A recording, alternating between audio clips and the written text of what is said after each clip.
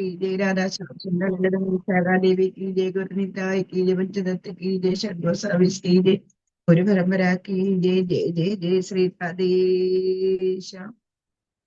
ഓം അജ്ഞാനതിമിരാന്തസ്യ ജ്ഞാനാഞ്ജനശലാകയ ചക്ഷുരുന്മീലിതം യേന തസ്മൈ ശ്രീ ഗുരുവേ നമഃ. തസ്മൈ ശ്രീ ഗുരുവേ നമഃ. തസ്മൈ ശ്രീ ഗുരുവേ നമഃ. തപ്തകാഞ്ചന ഗൗരാംഗീ രാധേ വൃന്ദാവനേശ്വരി വൃഷഭാനുസുതേ ദേവി പ്രണമാമി ഹരേ പ്രിയേ. ഉഗ്രം വീര്യം മഹാവിഷ്ണു ജലന്ധരം സർവതോമുഖ നരസിംഹം ഭീഷണം ഭദ്രം മൃത്യുമൃത്യുന്തമാമികം. ഉഗ്രം വീര്യം മഹാവിഷ്ണു ജലന്ധരം സർവതോമുഖ നരസിംഹം ഭീഷണം ഭദ്രം മൃത്യുമൃത്യുന്തമാമികം. ഉഗ്രം വീര്യം മഹാവിഷ്ണു ജലന്ധരം സർവതോമുഖ നരസിംഹം ഭീഷണം ഭദ്രം മൃത്യുമൃത്യുന്തമാമിയം. ശ്രീ ശ്രീ നരസിംഹ ഭഗവാൻ കി ജയ, നരഹരി കി ജയ, പ്രഹ്ലാദ് മഹാരാജ് की जय जय जय जय श्री രാധേശ. ഹരേ കൃഷ്ണ. ഇന്നത്തെ ക്ലാസ്സിലേക്ക് എല്ലാവർക്കും സുസ്വാഗതം. ഒരു നാലഞ്ച് ദിവസം ഉണ്ടായിരുന്നു. ഈ 4-5 ദിവസത്തിനകത്ത് എത്ര ഹോംവർക്ക് തന്നിട്ടുണ്ടായിരുന്നു, അതെല്ലാം ചെയ്തിട്ടുണ്ടോ എന്ന് എനിക്കറിയില്ല. ചെയ്യാത്ത ആൾക്കാരും ഉണ്ടെന്ന് ഇതിൽ നിന്ന് മനസ്സിലായി. കുറെ പേര് കള്ളം കളിച്ചിരിക്കുന്നുണ്ട് അല്ലെ. കുറച്ചൊക്കെ ഒന്ന് ബുക്കുകൾ റെഫർ ചെയ്യുകയും, ഇപ്പൊ ഇന്ന് തന്നെ ഞാൻ ഒരു ക്വസ്റ്റ്യൻ തന്നു കഴിഞ്ഞാൽ അതിനകത്ത് സപ്പോസ് ഇന്നത്തെ ക്ലാസ്സിന് കയറാൻ പറ്റിയില്ല എന്നുണ്ടെങ്കിൽ വേറെ അടുത്തുള്ള ആൾക്കാരോട് അന്നത്തെ ദിവസം അതിന്റെ പിറ്റേ ദിവസവും തന്നെ ക്ലിയർ ചെയ്യണം. അല്ലാതെ ആ ക്ലാസ്സിന്റെ സമയത്തല്ല കയറേണ്ടത്. എന്നിട്ട് അവൻ ചോദിക്കുക, ആൻസർ ചോദിക്കുക, അങ്ങനെ ചെയ്യരുത്. നിങ്ങൾ ഫൈൻഡ് ഔട്ട് ചെയ്യാൻ വേണ്ടിയിട്ടാണ് ഞാൻ ഇത്രയും കഷ്ടപ്പെടുന്നത്. എവിടെ നിന്നെല്ലാം ക്വസ്റ്റ്യൻ എടുക്കുന്നതെന്ന് അറിയാമോ? ഞാൻ പറഞ്ഞു ഭരതന്റെ പേര് പറഞ്ഞു. അന്നേരം അന്നേരം തന്നെ ഞാൻ പറഞ്ഞു രാമായണത്തിലെ ഭരതനല്ലെന്ന്. നമ്മൾ പഠിച്ചിട്ടുണ്ട്, ജഡഭരതന്റെ കഥ പറഞ്ഞിട്ടുണ്ട്, എത്രയോ തവണ പറഞ്ഞതാ. ഭരതൻ എന്ന് പറയുന്ന ഒരു ചക്രവർത്തി, ആ ഭരതന്റെ പേരിലാണ് ഭാരതം എന്നുള്ള പേര് തന്നെ കിട്ടിയത്. ഭരത മഹാരാജ ആണെന്നുണ്ടെന്നുണ്ടെങ്കിൽ ഏറ്റവും പ്രഗത്ഭനായിട്ടുള്ള ഒരു രാജാവായിരുന്നു അദ്ദേഹമാണെന്നുണ്ടെന്നുണ്ടെങ്കിൽ എന്ത് ചെയ്തു, എല്ലാവർക്കും രാജ്യമെല്ലാം നല്ലതുപോലെ ഭരിച്ച് വാനപ്രസ്ഥത്തിന്റെ സമയമായപ്പോഴേ അദ്ദേഹമാണെന്നുണ്ടെങ്കിൽ വനത്തിൽ പോയി മക്കളെ രാജഭാരം ഏൽപ്പിച്ചിട്ട് വനത്തിൽ പോയിട്ട് വളരെ തപസ്യായിട്ട് ഇങ്ങനെ ജീവിക്കുന്ന സമയത്താണ് അദ്ദേഹം ഒരു ദിവസം വൈകുന്നേര സമയത്താണെന്നുണ്ടെന്നുണ്ടെങ്കിൽ അവിടെ ഒരു പുഴയില് സന്ധ്യാവന്തനം ചെയ്യാൻ വേണ്ടിയിട്ട് ഇറങ്ങുന്ന സമയത്ത് എന്താ ചെയ്യുന്ന, ഒരു മാനിനെ സിംഹം ഓടിച്ചുകൊണ്ട് വരുന്നു. എന്നിട്ട് ആ മാൻ പേടിച്ചിട്ട് ആ നദിയില് ചാടി. പക്ഷെ അത് പൂർണ്ണ ഗർഭിണിയായിരുന്നു. ആ നദിയിൽ തന്നെ അത് പ്രസവിച്ചു. എന്നിട്ട് മറുകര അതിന് നീന്തി കടക്കാൻ പറ്റാതെ അത് മരിച്ചു പോകുന്നു. എന്നിട്ട് ഈ ചോര കുഞ്ഞ് ആ വെള്ളത്തിൽ കൂടെ ഒഴുകി ഈ ഭരത മഹാരാജ് നിൽക്കുന്ന ആ സ്ഥലത്ത്, ഭരതന് നിൽക്കുന്ന സ്ഥലത്ത് തന്നെ വരുന്നു. നിൽക്കുന്ന സ്ഥലത്ത് വരുന്നപ്പോ ഈ കുഞ്ഞു ചോര കുഞ്ഞല്ലേ അതിനെ വാരിയെടുത്ത് ആശ്രമത്തിൽ കൊണ്ടുപോയി തന്റെ ശുശ്രൂഷകളെല്ലാം ചെയ്തു. ശുശ്രൂഷകൾ ചെയ്തതിന് ശേഷമാണെന്നുണ്ടെന്നുണ്ടെങ്കിൽ അദ്ദേഹം പിന്നെ ആ മാനിനെ തന്റെ ആശ്രമത്തിൽ തന്നെ അഭയം കൊടുത്തു. എവിടെ പോകണമെന്നുണ്ടെങ്കിലും വരണമെന്നുണ്ടെങ്കിൽ ഇപ്പൊ എങ്ങനെയാ എല്ലാവരും പട്ടികളെ വളർത്തുന്നത് എന്ന് പറഞ്ഞു കഴിഞ്ഞാൽ, പോകുന്നതിനായാലും വരുന്നതിനായാലും വീട്ടിൽ തിന്നാനില്ലെന്നുണ്ടെങ്കിലും പട്ടികൾക്കായിരിക്കും പ്രഥമ സ്ഥാനം. അതിനും നല്ല ബെഡൊക്കെ ഉണ്ട്. വീട്ടുകാർ ചിലപ്പം താഴെയായിരിക്കും കിടക്കുന്നത്. ഇപ്പൊ നോക്ക്, ഗോഡിനെ ഭയമില്ലാത്തവരാണ് ഈ ഡോഗിനെ വളർത്തുന്നതെന്നാ എന്ന് പറയുന്നത് പോലെ എന്ത് ചെയ്തു, അദ്ദേഹത്തിന്റെ ശ്രദ്ധകൾ മൊത്തം ഈ മാനിലേക്കായി കഴിഞ്ഞു എന്നുള്ളതാണ്. സന്ധ്യാവന്തനം എല്ലാം നിന്നുപോയി. എല്ലായ്പ്പോഴും മാനിനോടൊത്ത് കളിക്കുക, അതിന് തീറ്റി കൊടുക്കുക, അങ്ങനെയുള്ള എല്ലാ കാര്യങ്ങളും ചെയ്തു. പക്ഷെ സമയം എടുക്കുന്ന സമയത്ത് തന്റെ ശരീരം പതനത്തിന്റെ സമയമായി എന്ന് പറഞ്ഞാൽ ശരീരം വിട്ടെനിക്ക് പോകേണ്ട സമയമായി എന്ന് മനസ്സിലായി കഴിഞ്ഞപ്പോ അദ്ദേഹത്തിന് പേടിയുണ്ടായി. എന്താണ് പേടിയുണ്ടായത്? ഈ മാന് ഭയങ്കരമായിട്ട് മനുഷ്യനുമായിട്ട് അടുപ്പമുള്ളതാണ്. അതായത് ആർക്ക് വേണമെങ്കിലും ഇതിനെ എന്തും ചെയ്യാം. ഞാൻ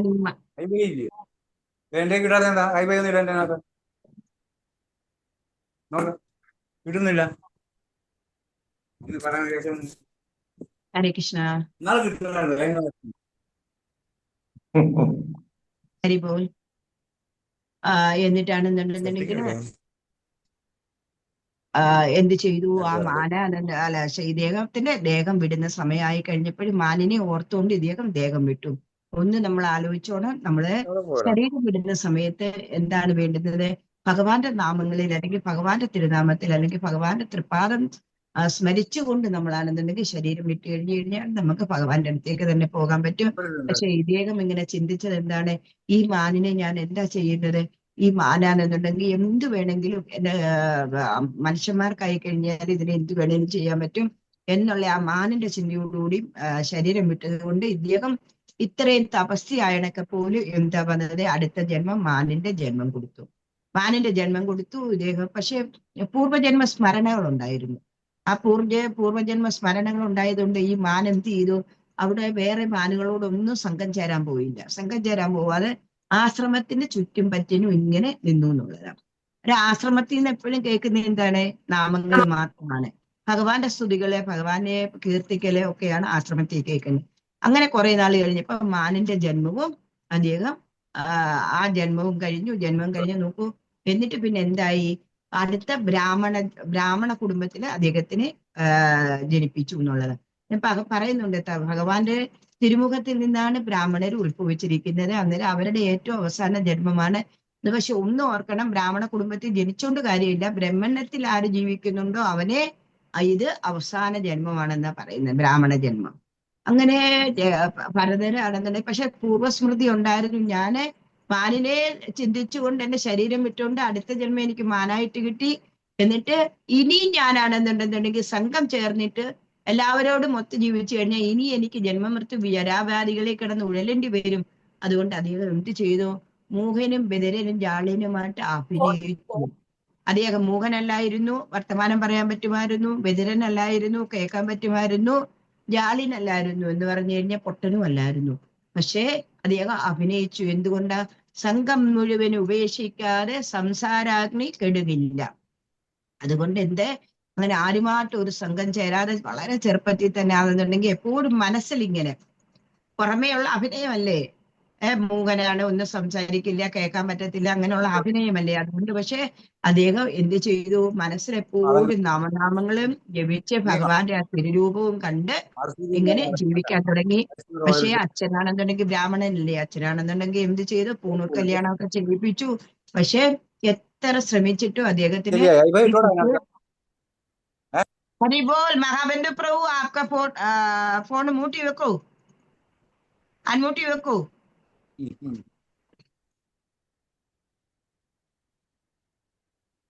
എന്നിട്ട് എന്ത് ചെയ്തു? അദ്ദേഹം ആണെന്നുണ്ടെന്നുണ്ടെങ്കിൽ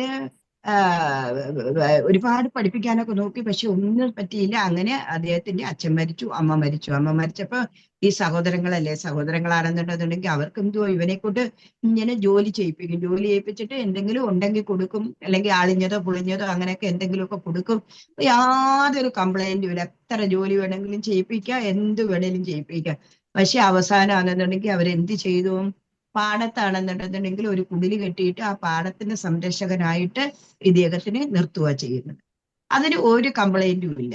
എന്തേലും കിട്ടിയാൽ കഴിക്കും, ഇല്ലെങ്കിൽ കഴിക്കില്ല. അങ്ങനെ വെള്ളം കുടിച്ചായാലും അങ്ങനെ ആ പുള്ളി അദ്ദേഹം ആയി കഴിഞ്ഞു. ആ ഭഗവാന്റെ ആ തിരുരൂപത്തിൽ മാത്രം കേന്ദ്രീകരിച്ച്, ആ തിരുനാമത്തിൽ മാത്രം ശ്രദ്ധ കേന്ദ്രീകരിച്ച് ജീവിക്കുന്ന ആ ഒരു രീതിയിലേക്ക് അദ്ദേഹം മാറിക്കഴിഞ്ഞു. അദ്ദേഹത്തിന് പാടത്ത് എന്നുണ്ടെന്നുണ്ടെങ്കിൽ കുടില് കെട്ടി ഇങ്ങനെ പാടത്തിന്റെ സംരക്ഷകനായിട്ട് ജീവിക്കുന്ന സമയത്തും എന്തായിരുന്നു? വനത്തിലാണെന്നുണ്ടെന്നുണ്ടെങ്കിൽ കാളി പൂജ നടക്കുന്നു. അന്നേരം ഈ ആദിവാസികളുണ്ടല്ലോ, അവർക്ക് കാളിക്ക് ബലി കൊടുക്കാൻ വേണ്ടിയിട്ട് നല്ലൊരു ഒത്ത യുവാവിനെ കിട്ടണമായിരുന്നു. അന്നേരം അവരിങ്ങനെ കയറി ഇറങ്ങിയൊക്കെ നടന്ന സമയത്ത് അവർക്ക് എങ്ങും കിട്ടിയില്ല. പക്ഷെ ഇദ്ദേഹത്തെ കണ്ടപ്പോ മനസ്സിലായി, ഒരൊറ്റ ഒരു യുവാവ്, ഇത് കാളിക്ക് ഭയങ്കര ഇഷ്ടപ്പെടുമെന്ന് കരുതിയിട്ട് ഇദ്ദേഹത്തെ കൂട്ടിക്കൊണ്ടുപോയി ബലിയുടെ ദിവസം വന്നു. വസ്ത്രങ്ങളെല്ലാം കുളിപ്പിച്ചു, വസ്ത്രമെല്ലാം ധരിപ്പിച്ചു. ബലിക്കല്ലേൽ ഇദ്ദേഹത്തിന് തല വെച്ചിട്ട് ഇങ്ങനെ വെട്ടാൻ വേണ്ടിയിട്ട് തുടങ്ങും. ഒരു കംപ്ലൈന്റും ഇല്ല, നിനക്ക് എന്തോ വേണമെങ്കിലും ചെയ്തോളൂ എന്ന് പറഞ്ഞിട്ട് അങ്ങനെ ഇരുന്ന് കൊടുത്തു എന്നുള്ളതാ. പക്ഷെ ബ്രാഹ്മണ ചൂട് കൊണ്ട് ഈ തപസ്യല്ലേ ഇദ്ദേഹം, ആ തപസ്സിന്റെ ചൂട് കൊണ്ടും ഭദ്രകാളിക്ക് തന്നെയാണെന്നുണ്ടെന്നുണ്ടെങ്കിൽ ഇരിക്കപ്പെടുകയില്ലാതെ ഭദ്രകാളി സ്വയമാണെന്നുണ്ടെങ്കിൽ അവിടെ പ്രത്യക്ഷപ്പെട്ടിട്ട് ഈ വെട്ടാൻ വന്നവനെ അവിടെ ഉള്ള എല്ലാത്തിനെയും നശിപ്പിച്ചിട്ടാണെന്നുണ്ടെന്നുണ്ടെങ്കിൽ ജഡഭരതൻ അവിടെ നിന്നിട്ട് തിരിച്ചു വന്നിട്ട് അവിടെ തന്നെ ആ പാടത്ത് തന്നെ സംരക്ഷകനായിട്ടിരിക്കുന്നു. അങ്ങനെ ഇരിക്കുന്ന സമയത്താണ് കപിലമുനിയുടെ ആശ്രമത്തിലേക്ക് ആരാ പോകുന്നത്? രഘുഗണ മഹാരാജ് പോകുന്നു. അദ്ദേഹത്തിന്റെ ഗുരുവിനെ കാണാൻ വേണ്ടിയിട്ട് പോകുന്നു. എന്തൊക്കെയോ ഇൻസ്ട്രക്ഷൻസ് എടുക്കാൻ വേണ്ടിയിട്ടാ പോകുന്നത്. അന്നൊക്കെ പല്ലക്കിലല്ലേ പോകുന്നത്. പല്ലക്ക് ഇങ്ങനെ പിടിക്കുന്ന ഒരു ഒരാൾക്കാണെന്നുണ്ടെന്നുണ്ടെങ്കിൽ ഇദ്ദേഹം ഈ ഭരതൻ ഇരിക്കുന്ന ജഡഭരതന് എന്നാണ്, ജഡഭരതൻ എന്നാണ് പേര് തന്നെ. എന്നിട്ട് ആ സ്ഥലത്ത് വന്നപ്പോഴത്തേക്ക് അയാൾക്ക് എന്തോ പ്രശ്നം ഉണ്ടായി, അയാളെ കൊണ്ട് പല്ലൊക്കെ എടുക്കാൻ പറ്റാതെ വന്നു. അത് നോക്കുന്ന സമയം ഒറ്റ ഒരു തടിയുള്ള ഒരു യുവാവ് ഇവിടെ ഇരിക്കുന്നു. അദ്ദേഹത്തെ പിടിച്ചുകൊണ്ടുപോയി പല്ലക്കിന് ഒരു കൊമ്പ് പിടിക്കാൻ വേണ്ടി, ഇങ്ങനെ ഒരു കാല് പിടിക്കാൻ വേണ്ടിയിട്ട്. ഒരു കുഴപ്പമില്ല, പോയി. പക്ഷേ ഒരു കാര്യമുണ്ട്, ഇദ്ദേഹം എന്താ ചെയ്യുന്നത്, താഴെ നോക്കി നടക്കത്തുള്ളൂ. ഏത് പ്രാണിയൊക്കെ ഒരു ഉറുമ്പിനെ കണ്ടാൽ കഴിഞ്ഞാൽ പോലും അതിനെ ചവിട്ടാതെ ഇങ്ങനെ മാറി മാറി കിടക്കും. അന്നേരം പല്ലക്കിന്റെ ഒരു കാലാണെന്നുണ്ടെന്നുണ്ടെന്നുണ്ടെങ്കിൽ ഇദ്ദേഹത്തെ തൊഴിലല്ലേ. അന്നേരം ഇദ്ദേഹം ഇങ്ങനെ കാണിക്കുന്ന സമയത്താണെന്നുണ്ടെന്നുണ്ടെങ്കിൽ മഹാരാജന് ഭയങ്കര പ്രശ്നമാവുന്നു. പ്രശ്നമാവുന്നത് ഇങ്ങനെ അങ്ങോട്ടും ഇങ്ങോട്ടും. ഇപ്പൊ നമ്മൾ കട്ടറിയിൽ ഒരു വണ്ടി ചാടി എങ്ങനെയാ പറ്റുന്നത്, അതേപോലെ തന്നെ. അന്നേരം മഹാരാജല്ലേ അതിനകത്ത് ഇരിക്കുന്നത്, അത്രയ്ക്ക് ശ്രദ്ധിച്ചു കൊണ്ടുപോകണ്ടേ. പക്ഷെ ഇത് ഇങ്ങനെ കൂടെ കൂടെ ഇങ്ങനെ സംഭവിക്കാൻ തുടങ്ങിയപ്പോ മഹാരാജ് പല്ലക്കില് നിർത്തിച്ചിട്ടാണെന്നുണ്ടെന്നുണ്ടെങ്കിൽ പറഞ്ഞു, നീ ആരാണെന്നാണ് വിചാരിക്കുന്നത്? നീ എന്താണ്? ഞാൻ ആരാണെന്നറിയാമോ? ഞാൻ ഈ രാജ്യത്തിലെ രാജാവാണ്, എനിക്ക് എന്തു വേണമെങ്കിലും നിന്നെ ചെയ്യാൻ പറ്റും. പക്ഷെ നീ എന്തായി കാണിക്കുന്നത്? ഞാൻ എന്നെ ഇത്രയും കംഫർട്ടബിളി കൊണ്ടുപോകേണ്ട സ്ഥലത്ത് നീ എന്തായി കാണിക്കുന്നത് നോക്കി. അന്നേരം രാജാവിനോട് ഈ ജഡഭരതൻ ചോദിക്കുകയാണ്, അങ്ങ് ആരായാലും എനിക്ക് എന്താണ്?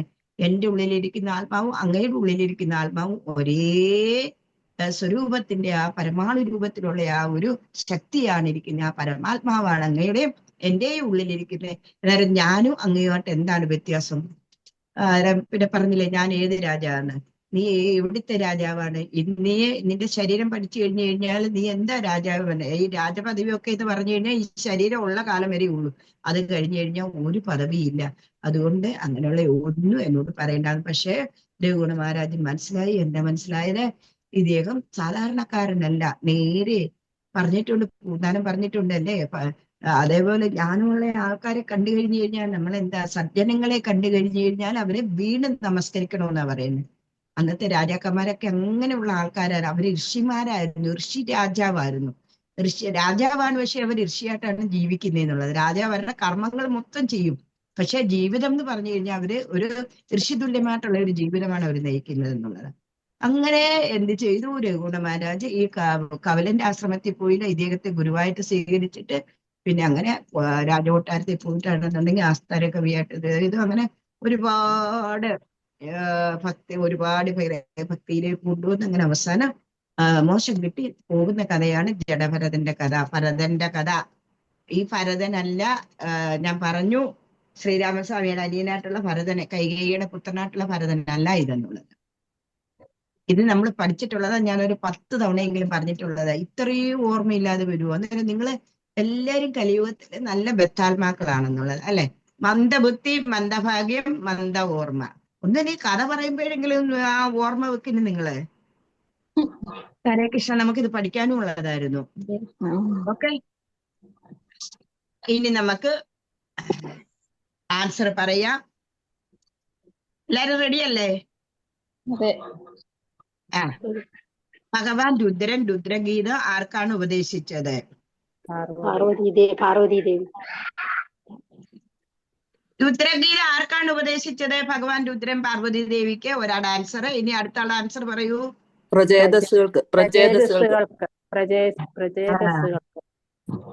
അംബികാരാധ ഏത് ഏത് ഏത് ലോകത്തോട്ട് പോയി? നമ്മൾ പറഞ്ഞിട്ടുള്ളത് നമുക്ക് പഠിക്കാനുണ്ട്, പ്രജേതസ്സുകളുടെ കഥ.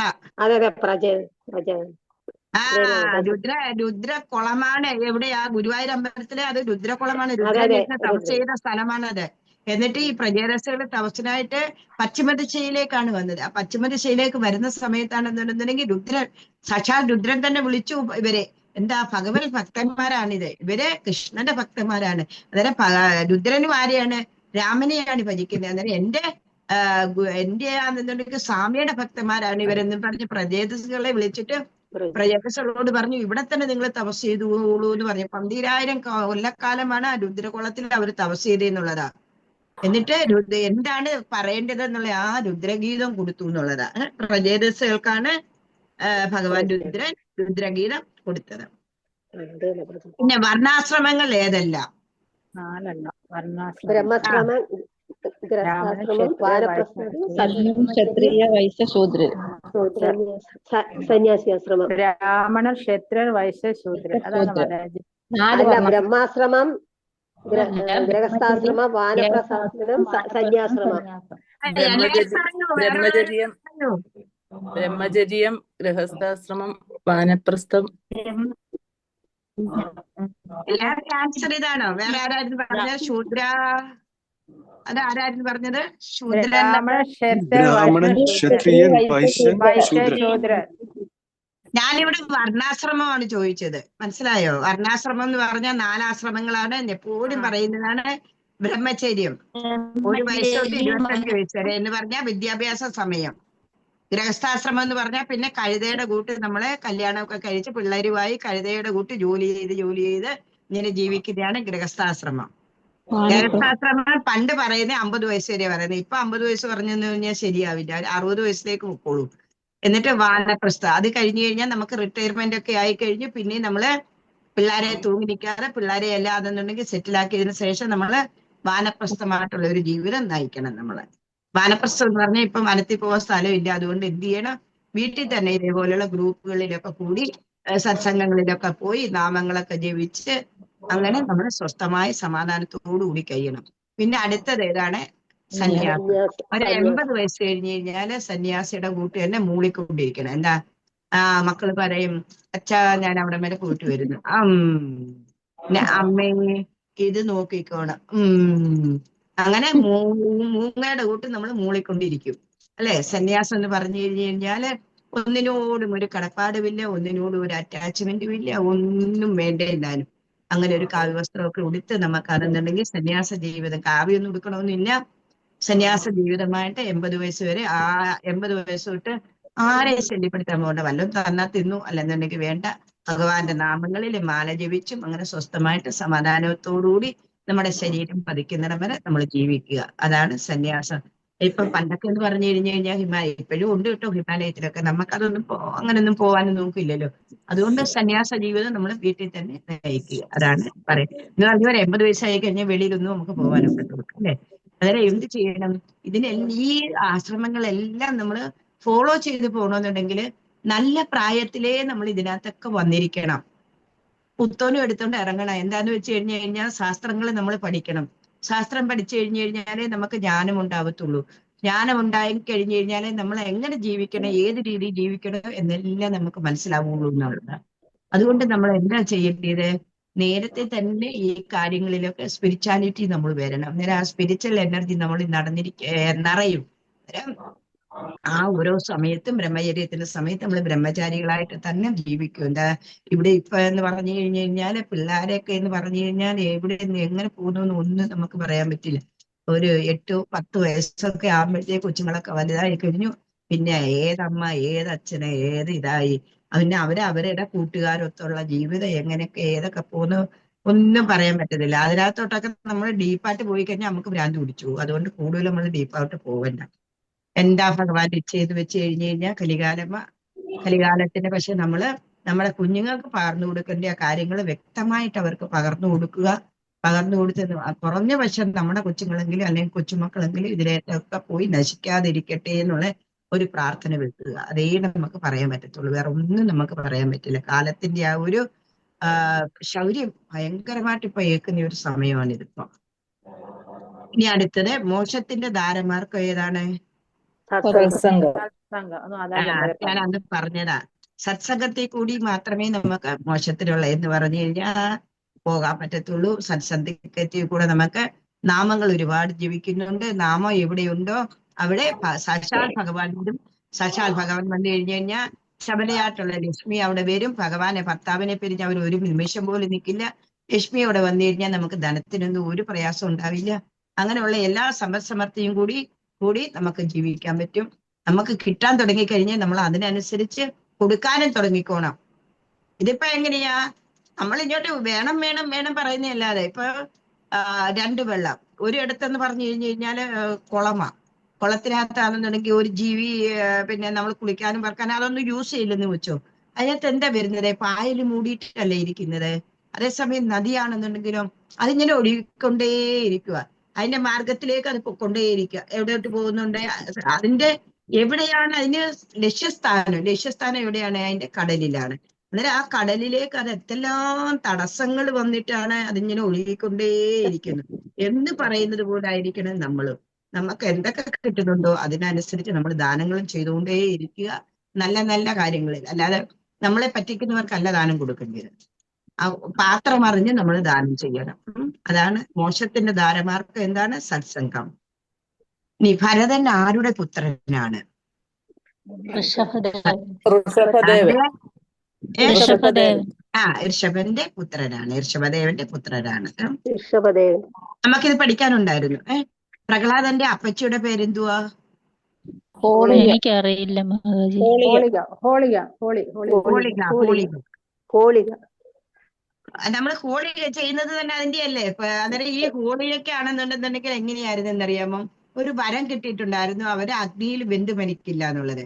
അന്നേരം എന്താ ഹിരണ്യകശിപുവിന് ഈ കൊച്ചിനെ എങ്ങനെയെങ്കിലും ഒന്ന് കൊന്നാ മതി. എന്താ അവൻ ഓം ഹിരണ്യകശിപായ നമാന്ന് പറയുന്നില്ല. അവന് എന്താ പറയുന്നത്?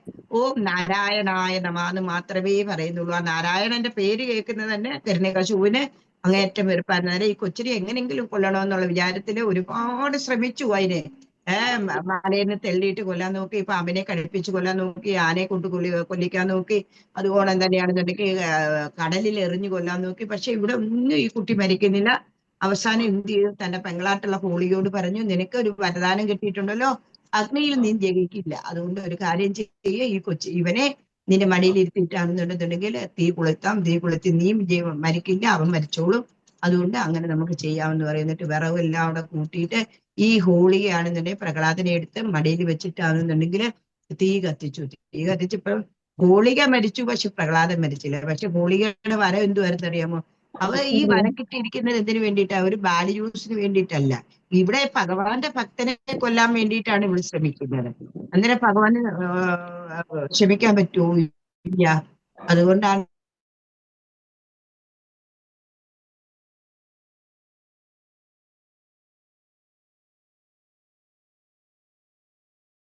നല്ല കാര്യങ്ങൾ ചെയ്ത് നീ ജീവിക്കൂ, പുണ്യങ്ങൾ കണ്ടു. അതിനു വേണ്ടിയിട്ടാണ് നമുക്ക് ഭഗവാൻ കോരി ഓരോന്ന് തരുന്നത്. അന്നേരം എന്താ ലുപ്തന്മാരായിട്ട് നമ്മൾ പിടിച്ചു വെച്ചിട്ട് നമ്മുടെ മക്കളെ, അതിന്റെ കൊച്ചുമക്കള്, അതിന്റെ കൊച്ചുമക്കളെ ഒരു 4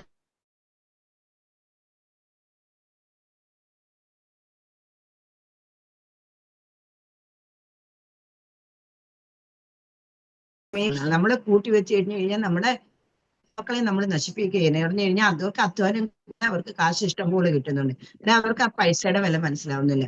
എന്താ പറയുന്നത്? സ്വർണ്ണക്കരണ്ടി കൊണ്ട് ജനിച്ചവനാണെന്നുണ്ടെന്നുണ്ടെങ്കിൽ വിശപ്പിനെ അവനറിയാൻ പറ്റുമോ? ഇല്ല എന്ന് പറയുന്നത് പോലെ. അതുകൊണ്ട് അവരധ്വാനിച്ച് അവരുണ്ടാക്കിക്കോളും. നമുക്ക് കിട്ടുന്നത് എന്ന് പറഞ്ഞു കഴിഞ്ഞു കഴിഞ്ഞാല് കുറച്ചൊക്കെ ഒരു 10% അത് ദാനത്തിലേക്ക് കൊടുക്കൂ എന്ന് പറഞ്ഞു കഴിഞ്ഞാൽ അമ്പലങ്ങൾക്ക് വേണ്ടിയിട്ടും ആശ്രമങ്ങൾക്ക് വേണ്ടിയിട്ടും. പിന്നെ ആശ്രമവാസികളുണ്ട് ഒരുപാട് പേര്, അവർക്കൊക്കെ പോയിട്ട് അതുകൊണ്ട് പിശതുണ്ടാൻ പറ്റത്തില്ല. ഞങ്ങൾ നേപ്പാളിൽ പോകുന്ന സമയത്തുണ്ടല്ലോ, അവിടെ ഈ ബുദ്ധ സന്യാസിമാരുണ്ട്. അവർ ഒരു ദിവസമാണെന്നുണ്ടെന്നുണ്ടെങ്കിൽ അവരിങ്ങനെ ആശ്രമത്തിൽ നിന്നാണെന്നുണ്ടെങ്കിൽ വെളിയിലിറങ്ങും ഭിക്ഷാടനത്തിന് വേണ്ടിയിട്ട്. അന്നേരം അവിടെ ഞങ്ങൾ കണ്ടതാണെന്നുള്ളത്, ഓരോ വീട്ടിലും ഇവർ വരുന്ന സമയം അവർക്കറിയാമല്ലോ. ഓരോ വീട്ടിലും ഗേറ്റിന്റെ വെളിയിൽ ഇങ്ങനെ എല്ലാ ആൾക്കാരും നമ്മളെങ്ങനെയാ ഇപ്പൊ ഉത്സവമൊക്കെ ആവുന്ന സമയത്ത് നമ്മൾ പറയിടത്തില്ലേ, പറയിടുമ്പോ ഭഗവാനെ എങ്ങനെ ആദരിച്ച് ഇത് ചെയ്യുന്നത്, അതേപോലെ തന്നെ അവര് ഭിക്ഷാസാധനങ്ങളും കൊണ്ട് അവിടെ ഇങ്ങനെ ഓരോ ഗേറ്റിലും ആൾക്കാർ നിൽക്കും. ഇവർക്ക് കൊടുക്കാം, ഞാൻ ഇവർക്ക് കൊടുക്കും, ഞാൻ അവർക്ക് കൊടുക്കും. അങ്ങനെ മത്സരത്തിൽ അവര് കൊടുക്കും എന്നുള്ളതാ. ഇങ്ങനെ നമുക്ക് മാത്രമേ, കേരളക്കാർക്ക് മാത്രമേ ഉള്ളൂ ഇതിനൊന്നും ഒരു താല്പര്യവും വിശ്വാസവും ഇല്ലാത്തതുകൊണ്ട്. കേരളക്കാർക്ക് എന്താ പറ്റിയേ?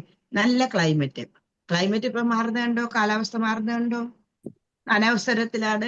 എന്തോ ചൂടിന് ചൂട്, മഴയ്ക്ക് മഴ, അങ്ങനെ ഓരോ സമയങ്ങളിലെ കാലാവസ്ഥ ഇങ്ങനെ മാറിക്കൊണ്ടേയിരിക്കും. പിന്നെ എന്താ, പൈസക്ക് ഇഷ്ടംപോലെ പൈസയുണ്ട്. അതിനാണെന്നുണ്ടെന്നുണ്ടെങ്കിൽ വേറെ എല്ലാ കാർഷിക വിഭവങ്ങളായാലും എല്ലാവർക്കും അവിടെ ഇപ്പം പട്ടിണിപ്പാവങ്ങളെന്ന് പറയുന്നത് ഇല്ലേ ഇല്ല. എല്ലാം നമുക്ക് എല്ലാം തികഞ്ഞവരായോണ്ട് എന്താ, ആസുരികത നമുക്ക് കൂടുതലാണ്. ഭഗവാനെ വിളിച്ചില്ലേലും നമുക്ക് എല്ലാം ഉണ്ടെന്നുള്ള ആ ഒരു ധാരണ. പക്ഷെ ആ ഭഗവാൻ ഒരു പൊട്ട് തരുന്ന സമയത്ത് നമുക്ക് മനസ്സിലാവത്തുള്ളൂ, കണ്ടില്ലേ എനിക്ക് പ്രശ്നങ്ങൾ ജീവിതത്തിലാണെന്നുണ്ടെങ്കിൽ. അതിനെന്താ ഭഗവാൻ ഇപ്പൊ പൊട്ട് തന്നിരിക്കുന്ന എന്താ? കേരളക്കാർക്ക് എന്താ, എല്ലാവർക്കും ഡയബറ്റീസ്, പ്രഷറ്, കൊളസ്ട്രോള്, പിന്നെ ഇല്ലാത്ത ഒരു അസുഖവും ഇല്ല.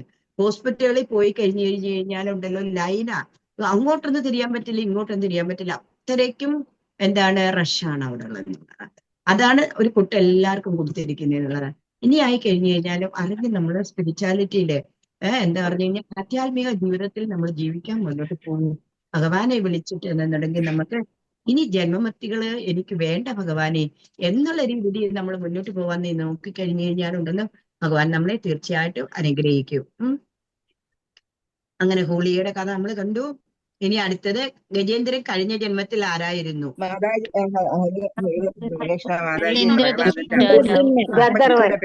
ഇന്ദ്രദുമ്നൻ എന്ന രാജാവ്. നമ്മുടെ ദശക 27 ഗജേന്ദ്രമോക്ഷത്തിൽ പഠിച്ചതാണ് ഇന്ദ്രദുമ്ന മഹാരാജ്. ഇന്ദ്രദുമ്നാണെന്നുണ്ടെങ്കിൽ തപസ് ചെയ്തുകൊണ്ടിരുന്ന സമയത്താണെന്നുണ്ടെന്നുണ്ടെങ്കിൽ ആരായിരുന്നു വന്നത്? കുംഭോത്ഭവൻ വന്ന്, പക്ഷെ അദ്ദേഹത്തെ ആദരിച്ചില്ല എന്ന് പറഞ്ഞ് ശാപം കൊടുത്തു. നീ ആനയുടെ കൂട്ടിരിക്കുമല്ലേ, അതുകൊണ്ട് നീ ആനയായിപ്പോട്ടെ എന്ന് ശാപം കൊടുത്തതാ. ഇനി അടുത്തത് 7 പാലാഴി മകന സമയം അമൃതമായി വന്നതാര്? ധന്വന്തരമൂർത്തി. നമ്മൾ കണ്ടതാ, ഇതും പഠിച്ചതാണ്. ധന്വന്തരമൂർത്തി ദശക 28-29 ഇതിന്റെ അർത്ഥം ഗജേന്ദ്രൻ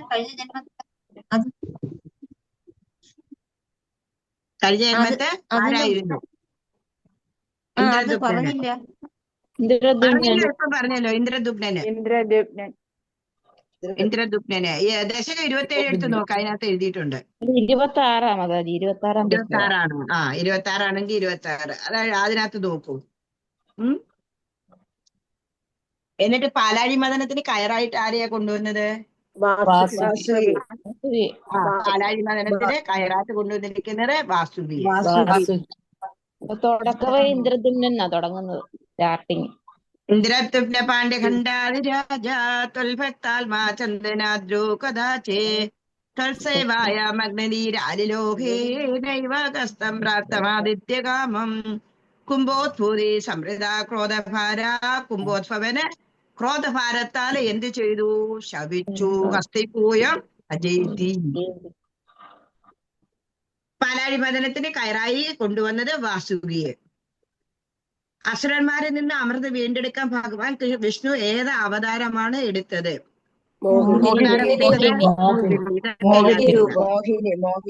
ഹരിഹരപുത്രൻ ആര്? അയ്യപ്പൻ. ശാസ്താവ് അയ്യപ്പനല്ല, ഒന്ന് തന്നെ അയ്യപ്പസ്വാമി. ഹരിഹരപുത്രന് അയ്യപ്പൻ. ഇനി നമുക്ക് ഇന്നത്തെ ക്വസ്റ്റ്യൻ എഴുതിക്കോളൂ.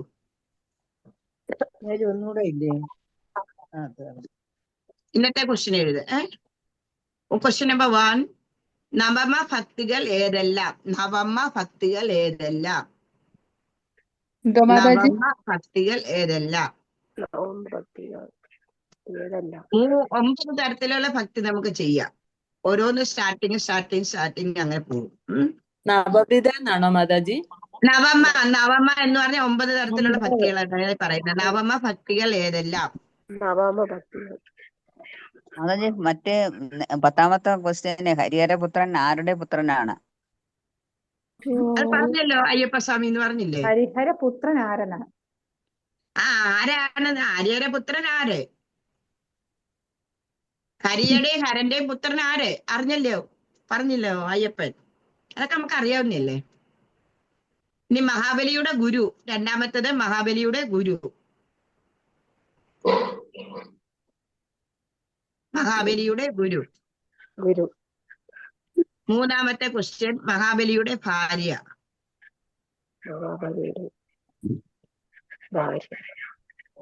ഭഗവാൻ വിഷ്ണു മഹാബലിയെ ഏത് ലോകത്തേക്കാണ് അയച്ചത്? നാലാമത്തത് ഭഗവാൻ വിഷ്ണു മഹാബലിയെ ഏത് ലോകത്തിലേക്കാണ് അയച്ചത്?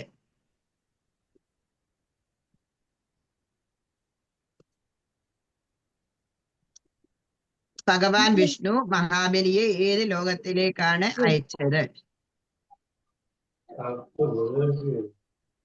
ഓർമ്മയുണ്ടോ?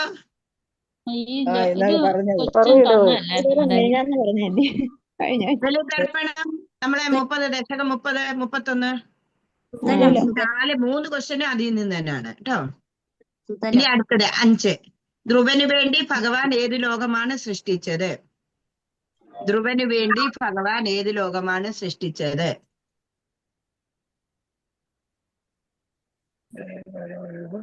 വേണ്ടി സൃഷ്ടിച്ചത്. ഭഗവാൻ ധ്രുവന് ഏത് ലോകമാണ് സൃഷ്ടിച്ചത്? എഴുതിയില്ല. ധ്രുവന് വേണ്ടി. ധ്രുവന് ധ്രുവന് വേണ്ടി. വേണ്ടിയിട്ട് ഏത് ലോകമാണ് സൃഷ്ടിച്ചത്? ക്വസ്റ്റ്യൻ എഴുതൂ. ക്വസ്റ്റ്യൻ നിങ്ങൾ തന്നെ ഫൈൻഡ് ഔട്ട് ചെയ്യണം. ആരും ആൻസർ പറയരുത്. ആൻസർ നിങ്ങൾ തന്നെ ഫൈൻഡ് ഔട്ട് ചെയ്യണം. മാതാജി, ധ്രുവന് വേണ്ടി ഭഗവാൻ ഏത് ലോകമാണ് ലോകമാണ്. സൃഷ്ടിച്ചത്. ഏത് വീട് സൃഷ്ടിച്ചത്? നിന്റെ വീടാണോ?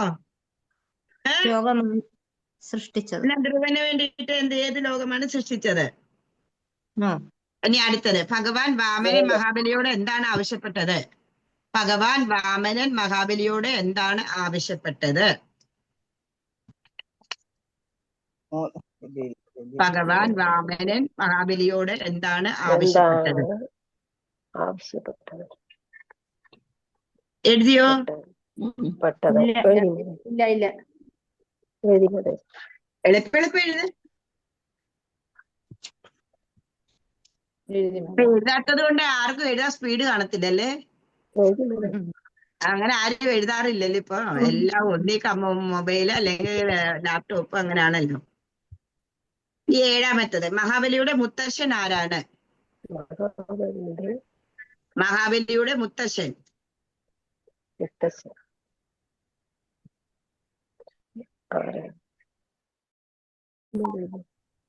എഴുതിയോ? മഹാബലിയുടെ മുത്തശ്ശൻ ആരാണ്? എട്ടാമത്തത്, ഭഗവാൻ വിഷ്ണു മത്സ്യാവതാരം എന്തിനു വേണ്ടി എടുത്തു? ഭഗവാൻ വിഷ്ണു മത്സ്യാവതാരം എന്തിനു വേണ്ടി എടുത്തു?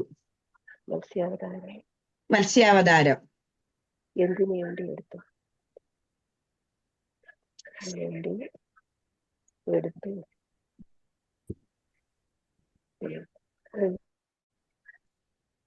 എഴുതിയോ? അംബരീഷനെ പരീക്ഷിക്കാൻ വന്ന മുനി, അംബരീഷനെ പരീക്ഷിക്കാൻ പരീക്ഷിക്കുവാൻ വന്ന മുനിവര്യൻ ആരാണ്? അംബരീഷനെ പരീക്ഷിക്കാൻ വന്ന മുനിവര്യൻ ആരാണ്? അംബരീഷ ചരിത്രത്തിലുണ്ട്. ദശകം 33.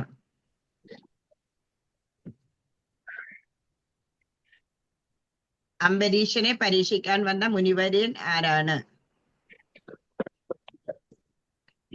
ഇനി അടുത്തത്, ശ്രീരാമന്റെയും സീതാദേവിയുടെയും മക്കളുടെ പേര്. ശ്രീരാമന്റെയും സീതാദേവിയുടെയും മക്കളുടെ പേര്.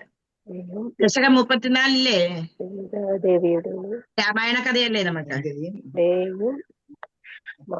ശ്രീരാമന്റെയും സീതാദേവിയുടെയും മക്കളുടെ പേര്.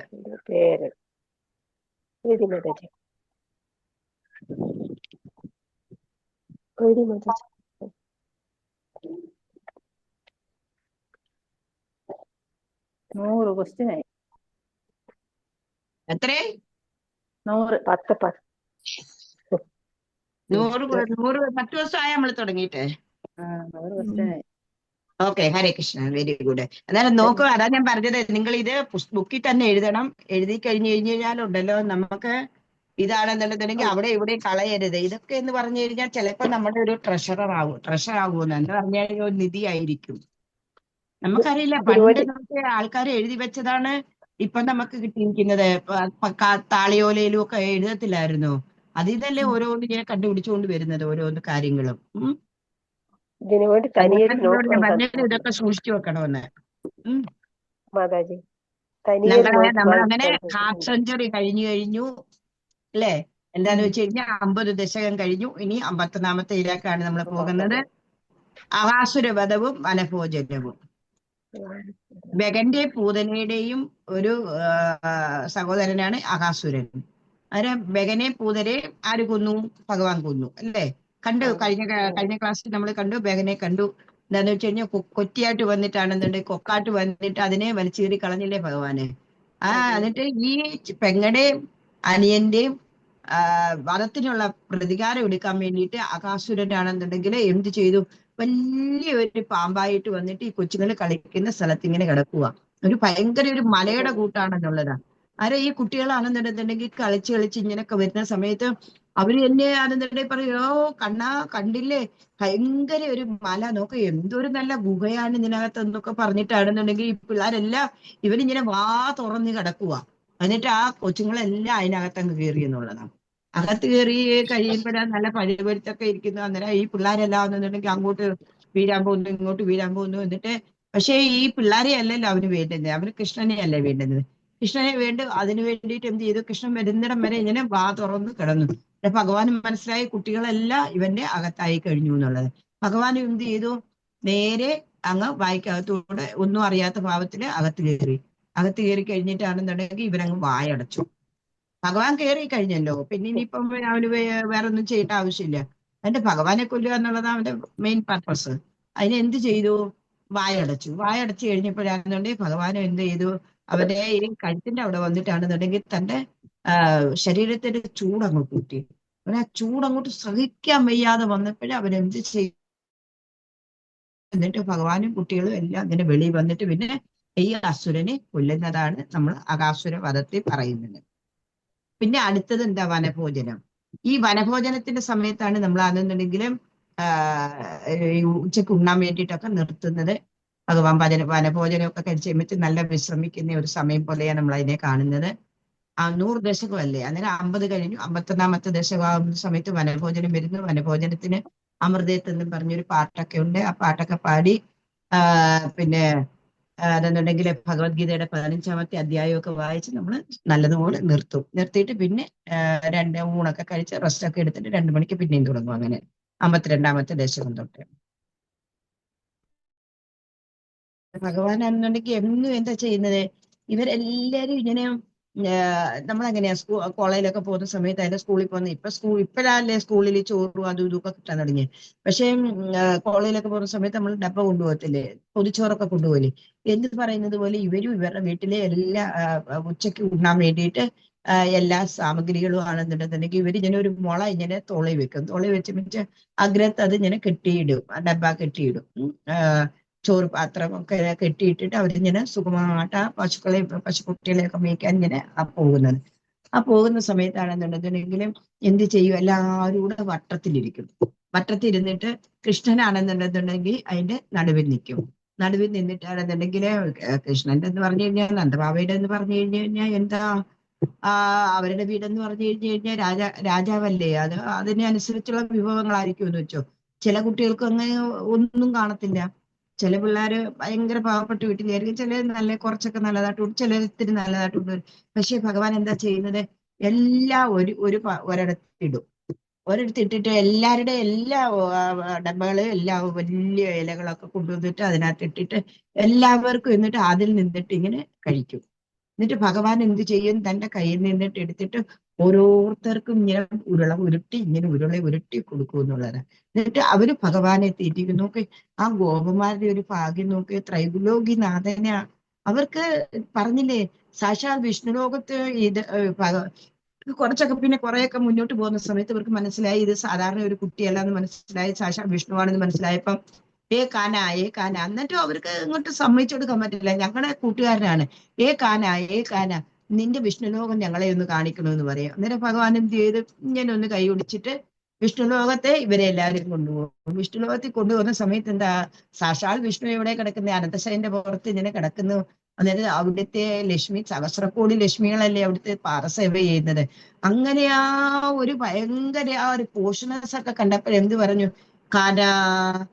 ഞങ്ങൾക്ക് ഞങ്ങളുടെ ഗോപക്കുട്ടിയായിട്ട് മതി, ഞങ്ങൾക്ക് ഈ വിഷ്ണുലോകം ഒന്നും വേണ്ട, നമുക്ക് നമ്മുടെ ഗോകുലത്തിൽ പോവാം, അല്ലെ വൃന്ദാവനത്തിൽ പോവാം, നമുക്ക് ജീവിച്ചാൽ മതി കാനാന്ന് പറഞ്ഞിട്ട് അവരിങ്ങനെ കിടന്ന് എല്ലാവരും കൂടെ ചില്ലായിക്കാൻ തുടങ്ങി എന്നുള്ളത്. എല്ലാവരും കൂടെ ശബ്ദം ഉണ്ടാക്കി ഭഗവാനാണെന്നുണ്ടെങ്കിൽ അതിനെ മായ്ച്ചു കളഞ്ഞു എന്നുള്ളതാണെന്നുള്ളത്.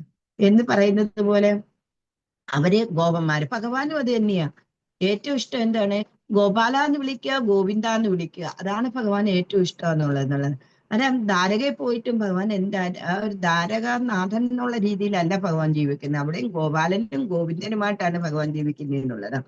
പക്ഷെ തന്റെ കർമ്മങ്ങളെല്ലാം ഭഗവാനെ അതാത് സമയങ്ങളിൽ വളരെ ചിട്ടയോടുകൂടി നമുക്ക് വേണ്ടി നമുക്ക് കാണിച്ചു തരാൻ വേണ്ടിയിട്ട് ഭഗവാൻ ചെയ്യുന്നു എന്നുള്ളത്. വെളുപ്പിലെ ബ്രാഹ്മമുഹൂർത്തത്തിൽ എഴുന്നേക്കും, എന്നിട്ടാണെങ്കിൽ ഇതെല്ലാം ചെയ്തതിന് ശേഷം കുറെ സമയം ധ്യാനിക്കും. ധ്യാനിച്ചു കഴിഞ്ഞു എന്നിട്ടാണെന്നുണ്ടെങ്കിൽ പൂജകളെല്ലാം പൂജാതി കർമ്മങ്ങളെല്ലാം ചെയ്തു. വെളിയിൽ വന്നിട്ട് ബ്രാഹ്മണർക്ക് ദക്ഷിണ കൊടുക്കുന്നു, ബ്രാഹ്മണർക്ക് ദാനം കൊടുത്തു, എന്നിട്ടേ ഭഗവാൻ തന്റെ റൂട്ടീൻ വർക്ക് തുടക്കത്തുള്ളൂ എന്നുള്ളതാണ്. അതൊക്കെ എന്തിനു വേണ്ടിയിട്ടാ? സാക്ഷാൽ ഭഗവാൻ എന്തിനു വേണ്ടിയിട്ടാ ഇതൊക്കെ ചെയ്യുന്നത്? നമ്മളെ പോലുള്ള ഈ ഒരു കുട്ടികൾക്ക് വേണ്ടിയിട്ടാ. ഇനിയെങ്കിലും ഈ ഗൃഹസ്ഥർ ഇതൊക്കെ കണ്ടു പഠിക്കട്ടെ എന്നുള്ള രീതിയിലാണ്. നമ്മൾ എന്ത് ചെയ്യും? 3 മണിക്കൊക്കെ മൂടി കുറച്ച് കിടന്നു തുടങ്ങും അല്ലെ. കൂടുതൽ ഉറക്കം വരുന്നത് 3, 4, 5 മണിക്ക്. അതാ കള്ളന്മാര് പോലും ആ സമയം തെരഞ്ഞെടുക്കുന്നുള്ളത്. എന്താ? ആൾക്കാരെല്ലാം ഗാഠ നിദ്രയിലായിരിക്കും ആ സമയം എന്നുള്ളതാണ്. അതുകൊണ്ട് എന്താ പറ്റുന്നത്? ഭഗവാൻ കാണിച്ചെന്നതൊന്നും നമ്മൾ അങ്ങോട്ട് ഫോളോ ചെയ്യുന്നില്ല. അതാ പറഞ്ഞാൽ മതിയല്ലോ. ഇവിടെ അതേപോലെ തന്നെയാണ്. ഭഗവാൻ എല്ലാവർക്കും ഉരുളയൊക്കെ ഉരുട്ടി കൊടുത്ത് എല്ലാവർക്കും സന്തോഷമായിട്ട് എല്ലാവരും ആടിപ്പാടി നൃത്തത്തിൽ ഇങ്ങനെ സുന്ദരമായിട്ട് ആഹാരമൊക്കെ കഴിച്ച് പശുക്കളെ കൊണ്ട് വരുന്നു പോകുന്നു, അങ്ങനെ സുഖമായിട്ട് ജീവിക്കുന്ന ആ ഒരു രംഗമാണ് നമ്മൾ ഈ വനഭോജനത്തിൽ കാണുന്നത്. ഭഗവാന്റെ ലീലകൾ എന്ന് പറഞ്ഞു കഴിഞ്ഞു കഴിഞ്ഞാല് ഭഗവാനല്ലാതെ വേറെ ആർക്കും ഭഗവാന്റെ ലീലകളെ പറ്റി അറിയില്ല എന്നുള്ളതാണ്. നമുക്ക് ഇനി ദശകം 51 വരാം. ആകാസുരവധവും വനഭോജനമാണ്. കഥാചന വ്രജശിശുവേ സമം ഭവാൻ വനാശനെ വിഗിതമതേ പ്രകേതരാം സമാവൃതോ ഭഗധരവത്സമണ്ഡലേ നിരഗമതീശ ജയമനേ. കഥാചന വ്രജശിശുവേ സമം ഭവാൻ വനാശനെ വിഗിതമതേ പ്രകേതരാം സമാവൃതോ ഭഗധരവത്സമണ്ഡലേ സദാമനേ നിരഗമതീശ ജയമനേ. കഥാചന വ്രജാ ശിശുവേ സമം ഭവാൻ വനാശനെ വിഗിതമതേ പ്രകേതരാം സമാവൃതോ ഭഗധരവത്സമണ്ഡലേ സദാമനേ നിരഗമതീശ ജയമനേ. സമാവൃതം വിഗതരവത്സമണ്ഡലേ സദാമനേ നിരഗമതീശ ജയമനേ. കഥാചന വ്രജശിശുവേ സമം ഭവാൻ വനാശനെ വിഗിതമതേ പ്രകേതരാം സമാവൃതോ ഭഗധരവത്സമണ്ഡലേ സദാമനേ നിരഗമതീശ ജയമനേ.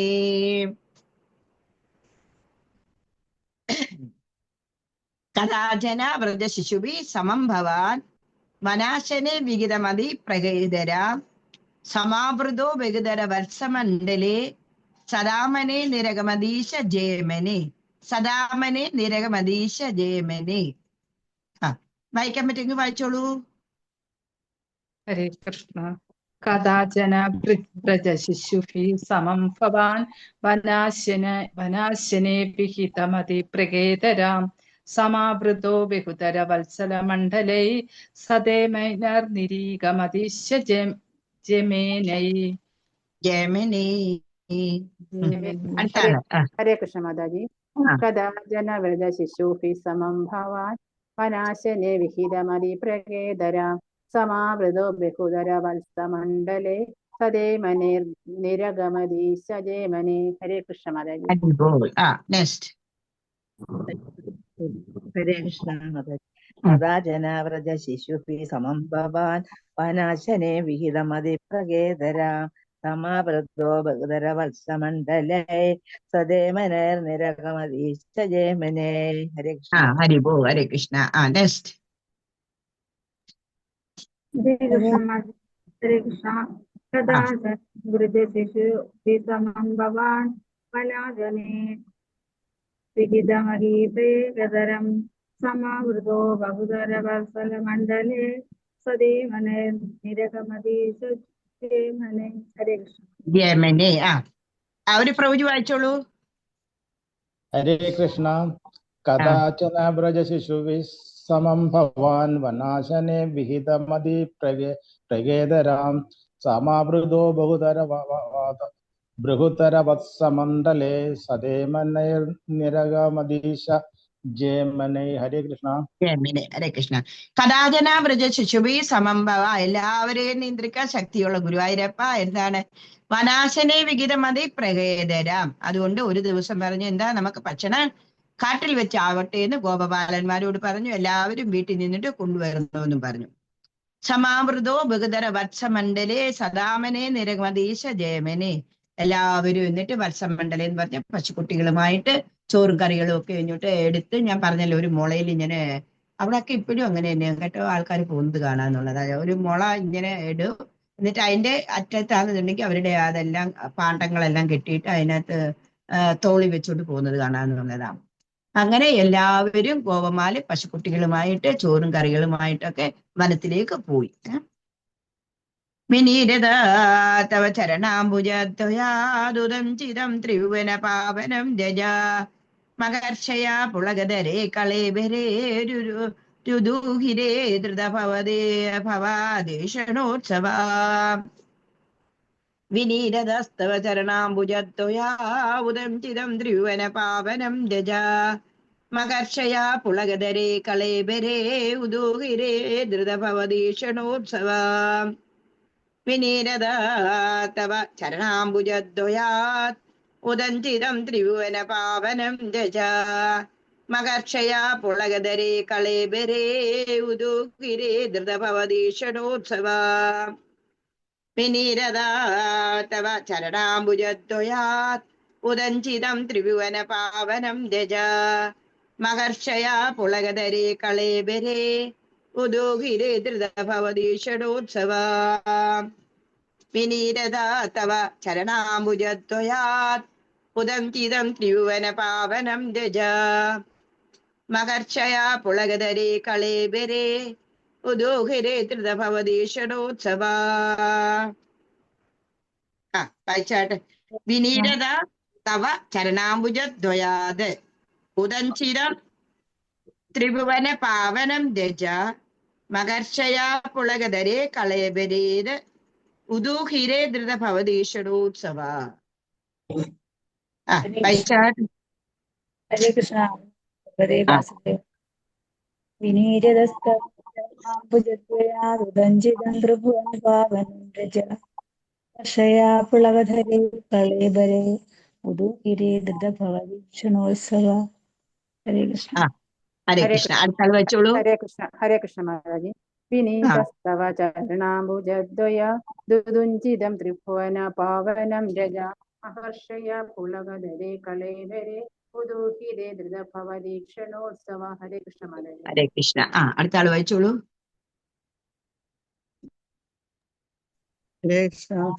വിനീര്യതസ്തവ ചരണാംബുജദയാ ഉദഞ്ചിതം ത്രിഭുവന പാവനം ജജ മഹർഷയ പുളകധരൈ കളേബരൈ ധൃതഭവദീഷണോത്സവ. ഹരേ കൃഷ്ണ. വിനീരതസ്തവ ചരണാംബുജദ്വയാത് ഉദഞ്ചിതം ത്രിഭുവന പാവനം രജ മഹർഷയ പുളകധരേ കളേബരേ ഉദൂഹിരേ ധൃതഭവദീഷണോത്സവ. ഹരേ കൃഷ്ണ. നീ ഒരു പ്രവചി വായിച്ചോളൂ.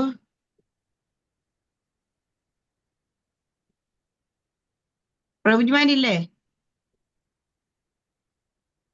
ഹരേ കൃഷ്ണ.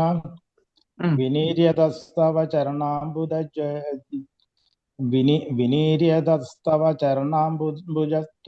ദുദഞ്ചിതം ത്രിഭുവന പാവനം രജ മഹർഷയ പുളകധരൈ കളേബരൈ രുദൂഹിരേ ധൃതഭവദീഷണോത്സവ. ഹരേ കൃഷ്ണ. ഹരേ കൃഷ്ണ. Very good. ഇനി അന്നേരം എന്താ വിനീരത്തവ ചരണാംബുജദ്വയാത്. ഭഗവാൻ ഇങ്ങനെ പോകുന്ന സമയത്ത് ഞാൻ നേരത്തെ പറഞ്ഞു വൃന്ദാവനത്തിൽ എന്ന് പറഞ്ഞു കഴിഞ്ഞാല് മണ്ണ പൊടിയാണ് മൊത്തം.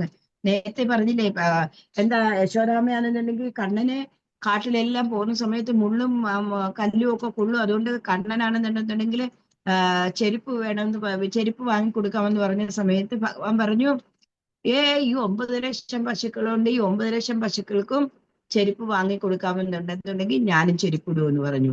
അങ്ങനെ ഒരിക്കലും നടക്കുന്ന കാര്യമല്ലല്ലോ. 9 ലക്ഷം 18 ലക്ഷം ചെരുപ്പ് വേണം. അങ്ങനെ പിന്നെ ഈ പിള്ളേരുടെ എല്ലാ ഗോക്കൾക്കും വേണം.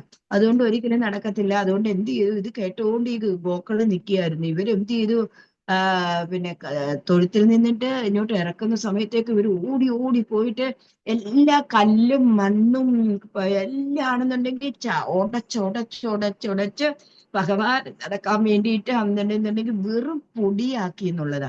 ഇപ്പോഴും നമുക്ക് സത്യം പറഞ്ഞു കഴിഞ്ഞാൽ ഇപ്പോഴും ഉണ്ടല്ലോ വൃന്ദാവനത്തിലൊക്കെ എന്ന് പറഞ്ഞാൽ ഈ പൊടിമണൽ കൊണ്ടുണ്ടല്ലോ ഒരു കാറ്റ് വരുവാന്നുണ്ടെങ്കിൽ നമ്മളെ മൊത്തം അങ്ങ് മൂടുമെന്നുള്ള അത്രയ്ക്കുള്ള പൂരി മണ്ണ. എന്തിനു വേണ്ടിയിട്ടാ? ഭഗവാന് കല്ലും മുള്ളിൽ കൂടി നടക്കണ്ട, ഈ മണ്ണിൽ കൂടെ നടക്കട്ടെ, ഭഗവാന്റെ പാദരേണുക്കളിൽ ഒന്നും ഉണ്ടാവരുതെന്ന് പറഞ്ഞ് അവർ സേവ ചെയ്തതാണെന്നുള്ളതാ പറയുന്നത്.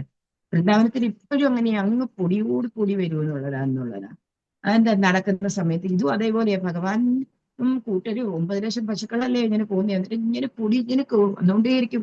ഭഗവാൻ വൈകുന്നേരം വരുന്ന സമയത്തൊന്നും ഭഗവാനെ അല്ല കാണുന്നതെന്നുള്ള പൊടി പൊടി ഏതോ ഒരു രൂപം വരുന്നത് പോലെയാണ് കാണുന്നത്. പക്ഷെ ആ ഓടക്കുഴലിന്റെ നാദത്തിൽ നിന്നാണ് അത് ഭഗവാനാണെന്ന് മനസ്സിലാവുന്നത്. മയിൽപ്പീലിയുടെ അതുകൂടെ കണ്ടിട്ടെന്നുള്ളത്. അത്രയ്ക്ക് പൊടിയാണ്.